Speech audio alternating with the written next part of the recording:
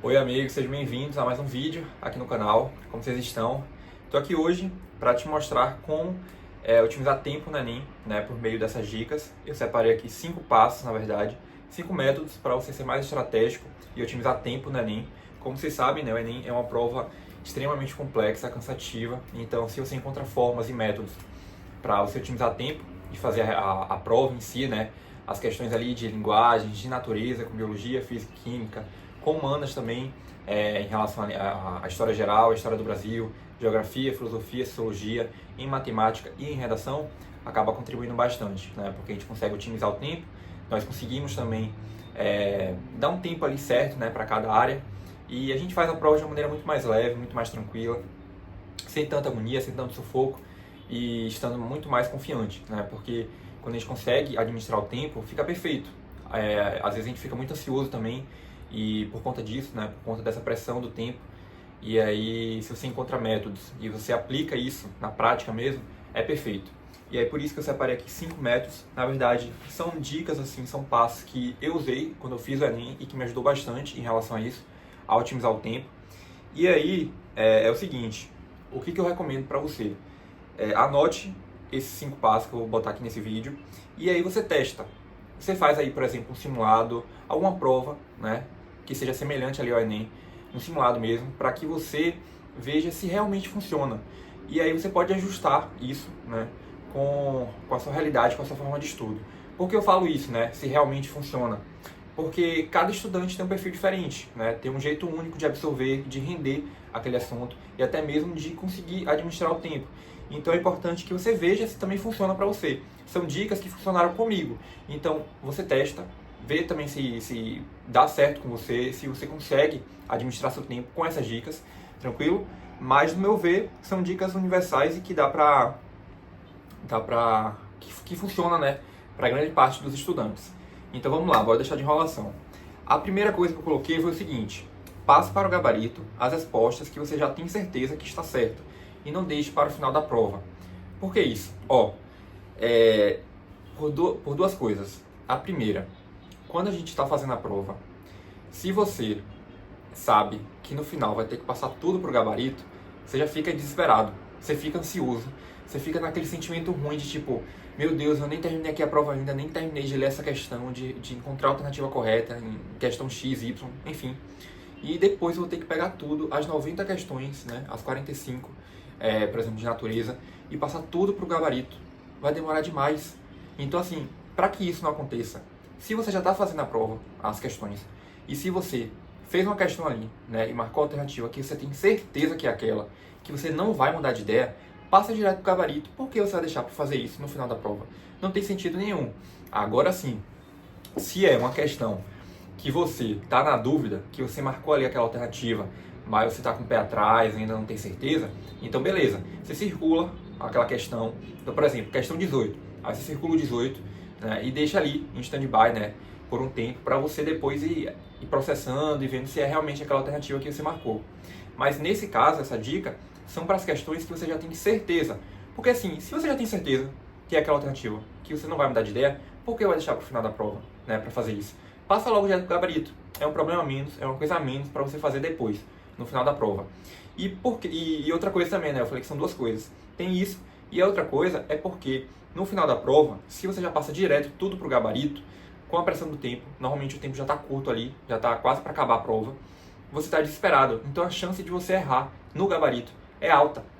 Você pode até marcar uma alternativa errada, e uma alternativa que você tinha certeza que estava certa, né, e que você coloca ali por pura desatenção, porque você não prestou atenção mesmo, né? E aí você marca ali pode até errar ali a questão do gabarito mesmo. Você pula um gabarito e aí a ordem toda acaba sendo prejudicada. Então, para que isso não aconteça, para você não correr esse risco, né, e marcar as alternativas por desatenção, por conta do tempo, da pressão ali nos momentos finais da prova, já passa direto para o gabarito, que vai ser um problema a menos. O segundo passo, gente, foi o seguinte, que eu coloquei: leia primeiro o enunciado e depois vá para o texto, já sabendo o que está procurando. Isso é perfeito, inclusive, para linguagens, porque linguagens e humanas também tem textos, né, muito grandes. Então, para você não ler o texto, depois ler a questão, depois ler o enunciado, ver o que a questão está pedindo, aí depois ver as alternativas, depois voltar de novo para o texto para procurar as informações, você já está perdendo muito tempo, entende? Então, assim, para você otimizar o tempo, o que você pode fazer? Lê primeiro o enunciado, vê o que a questão está pedindo, circula, grifa o enunciado mesmo, o que a questão está pedindo. E aí você já vai para o texto, já anotando ali, circulando, grifando, recolhendo, pegando as informações mais importantes do texto que você vai usar como base, como se fosse uma pesca, entre aspas, para encontrar a alternativa correta. Então, sua leitura, a leitura no texto vai ser muito mais estratégica, você vai estar muito mais focado, é como se você estivesse com uma lupa. Então, quando você for para as alternativas, você não vai precisar reler de novo o texto, porque você já foi para o texto sabendo o que você estava procurando. Então, na hora ali de encontrar a alternativa correta, vai ser muito mais fácil. E aí você vai poupar tempo, você não vai ter que ler o texto de novo, e isso é perfeito. Inclusive para linguagens, como eu falei, e para matemática também. Às vezes as questões de matemática tem um texto muito grande e a gente acha que a gente não vai conseguir dar conta, que a gente não vai conseguir responder, mas é só essa questão de ler o enunciado, ver o que a questão está pedindo e ir para o texto só circulando os dados, as informações necessárias que a gente vai usar como apoio mesmo para encontrar a alternativa correta. Bom, é isso. 2 passos aí para vocês anotarem e testar para ver se também funciona com você aí, tá bom? Um outro passo que eu coloquei aqui, né, o terceiro, foi o seguinte: faça intervalos de descanso para recuperar sua energia e disposição. Às vezes a gente acha que fazer a prova sem dar pausas e sem ter um momento ali para respirar não funciona, né? Porque a gente vai estar perdendo tempo, mas isso não existe. Você também precisa descansar. O descanso em si ali, de você parar um pouco, beber uma água, ir no banheiro, por exemplo, às vezes você nem quer ir no banheiro, mas vá, né? Vá no banheiro só para você esticar as pernas, andar um pouco, olhar para qualquer coisa que não seja a prova em si, para você relaxar, você abstrair um pouco, né, a mente também. Você tem que relaxar. Se você não relaxar e fizer pausas ali durante a prova, você vai ficar muito estressado. Pelo menos comigo é assim, por isso que eu falo, né? É relativo. Mas comigo funcionou bastante. Porque se eu ficasse ali 5 horas, por exemplo, só olhando para a prova, isso, gente, sem condição. Então eu tinha que relaxar um pouco, precisava beber uma água, comer alguma coisa, olhar para o teto, para as paredes, para a galera, enfim, para qualquer coisa, por um momento. Eu não estou falando que é para você ficar, por exemplo, 10 minutos fazendo isso. Claro que não. Mas assim, pega pelo menos 2 minutinhos, é rápido, não tem problema nenhum. Você pega, descansa um pouco, olha para o lado, respira. Pronto. Aí você volta de novo para a prova, mais ativo, mais consciente. Você precisa fazer essas pausas, certo? Mesmo que você não queira. Porque é com isso que você vai, né, gradativamente melhorando a sua atenção, o seu foco, até mesmo para encontrar as alternativas. E ficar mais atento mesmo para conseguir interpretar o texto, para conseguir lembrar de um assunto que você já tinha estudado. E isso tudo contribui bastante para você otimizar seu tempo e administrar essa questão na prova. Bom, galera, depois do terceiro passo, o quarto passo é em relação à redação. Eu coloquei assim: na redação, ao invés de fazer um rascunho, faça um mapa mental com todas as suas ideias e já vá direto para o definitivo usando o modelo pronto. Essa questão aqui da redação é muito relativo também. Eu coloquei isso por quê? Porque eu, Pedro, tinha muita dificuldade de fazer o rascunho. Eu fazia a redação toda no rascunho e depois passava tudo pro definitivo, né? Pra folha oficial ali. E eu perdia muito tempo. Eu demorava demais. Era em torno de 2 horas que eu gastava fazendo a redação. E isso não rola, gente. Sem chance. Assim, a gente não só tem a redação. Tem 90 questões também, né? Que são 45 de humanos, 45 de linguagens para responder. E aí a forma que eu encontrei para otimizar o tempo na redação, em particular, né, em específico, foi fazer isso. Eu peguei o rascunho e fiz só uma chuva de ideias. Eu coloquei um mapa mental, então, por exemplo, as causas que eu queria colocar, as consequências, os repertórios que eu ia usar, o modelo pronto que eu tinha estruturado, né, a proposta de intervenção, a agente social que eu ia colocar, a finalidade, o modo e meio. Eu só fui colocando tópicos, né, um mapa mental mesmo, estrutura, assim, um esqueleto. E aí disso, eu já fui direto para o definitivo fazer a minha redação. Então, ao invés de eu fazer a redação toda no rascunho e depois passar para o definitivo, eu já fazia direto no definitivo, para otimizar tempo. Só que é isso, se você não tem o hábito de fazer redação, se você não está estudando redação, você não vai se sentir confiante para passar direto para o definitivo. Você já vai querer primeiro fazer no rascunho. Então é por isso que é importante você ir treinando, fazendo simulados, fazer redação semanalmente, para você ter essa confiança e se sentir confiante mesmo de fazer a redação direto no definitivo, sem ter que recorrer, precisar usar o rascunho ali para fazer a redação toda e depois passar de novo para o definitivo.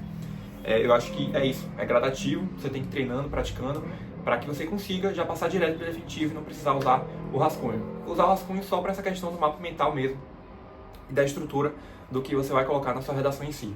Isso me ajudou bastante. E essa questão do modelo pronto também, né? Como eu já venho falando. O modelo pronto é uma forma de você otimizar tempo de você ser estratégico, porque a estrutura já está pronta, o repertório já está pronto e é um problema a menos. E por fim, gente, mas não menos importante, né, o último passo que eu coloquei aqui para você otimizar tempo no Enem é você fazer primeiro as questões mais fáceis e deixar as difíceis para o final. Assim você otimiza tempo e se sente mais confiante. É isso. Às vezes, se você já começa a prova, você está ali, né, tranquilo, animado para responder as provas, você começou ali a fazer a prova, se você bater de frente, né, der de cara ali com uma questão difícil, logo de primeira, você já vai ficar ansioso, vai ficar desesperado, você já não vai se sentir mais confiante, você vai ficar pensando assim, pô, se essa está difícil, imagine as outras. Então, para você não se auto-sabotar e nem se prejudicar em relação a isso, né, que a cabeça também é muito importante, se você não trabalhar isso, você vai se dar mal, né? Você precisa ter esse controle mesmo emocional, principalmente, né? O ideal, por conta disso, né, diante disso, é que você resolva primeiro as questões mais fáceis, porque assim, você vai se sentir mais confiante, você vai ficar com aquele sentimento, né, de pô, tá dando certo, consegui responder essa questão, já passei direto pro gabarito, estou conseguindo administrar o tempo. Isso tudo, inconscientemente, já contribui para que você consiga ter o melhor rendimento na prova. Então, por que bater de frente e fazer logo uma questão que é difícil para você, ou que tem um nível de dificuldade maior, ou que a questão é muito grande, que vai demorar mais tempo para responder? Não faz isso. Comece primeiro pelas questões mais fáceis, pelas questões tranquilas. Então, por exemplo, em linguagens mesmo, eu gostava muito de começar com as questões de charge, que eram pequenininhas, eram fáceis de interpretar, já respondia logo, e eu sabia que era aquela alternativa, não tinha dificuldade. Na parte de humanas também, tinha questões específicas, por exemplo, da história do Brasil, que eu já tinha um bom domínio, e eu já respondia primeiro essas questões, eu deixava para responder, por exemplo, sociologia e filosofia, que era um pouco confusa para mim, literatura também, dependendo de algumas questões que eu ficava meio assim sem entender, né?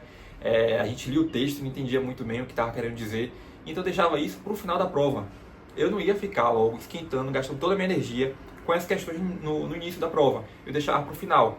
Entende? Então, isso é até bom mesmo para você ser coerente com o TRI. Não adianta nada você focar nas questões difíceis e, por exemplo, acertar uma questão difícil e errar uma fácil, né? Por pura desatenção. Vai dar a entender que você chutou.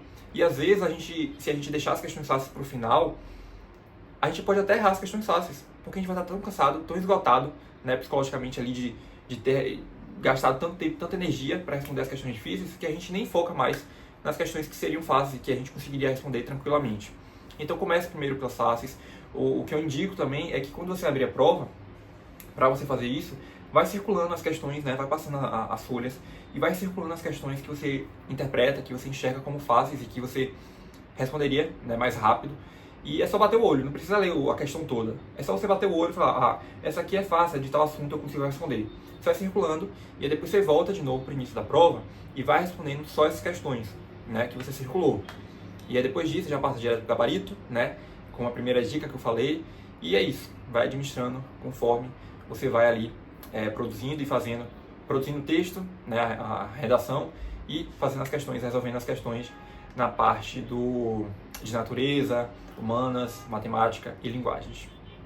Bom, gente, é isso. 5 passos para você otimizar tempo do Enem. Eu espero que vocês tenham entendido, que vocês tenham gostado do vídeo. Mas em caso de dúvidas, se eu falei algo aqui que vocês não entenderam muito bem, é só falar comigo aqui nos comentários que eu estou respondendo a vocês. Então esse foi o vídeo e mais uma vez, obrigado de verdade por estarem aqui comigo. Até o próximo vídeo.